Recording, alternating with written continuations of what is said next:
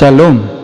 Maligayang pagdating sa bayan ng Bethany, ang lugar na kung saan madalas si Jesus pumarito dahil sa kagandahang loob na natatanggap niya mula sa pamilyang kaibigan niya. Dito sa bayang ito, ating malaman ang mga bayani.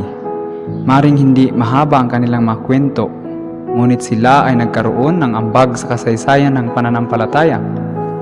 Ang lakas loob ni Miriam na nagbantay kay Moises sa ilog, ang pagtatapat na paglilingkod ni Samuel sa mga maliliit na gawain,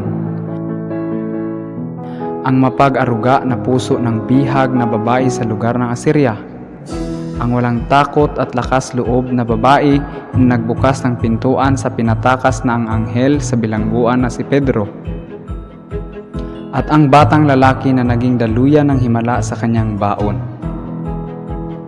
Kahit sa mga maliliit na tungkulin na ginagampanan natin sa buhay na may pagtatapat, ay may malaking kapakinabangan ito.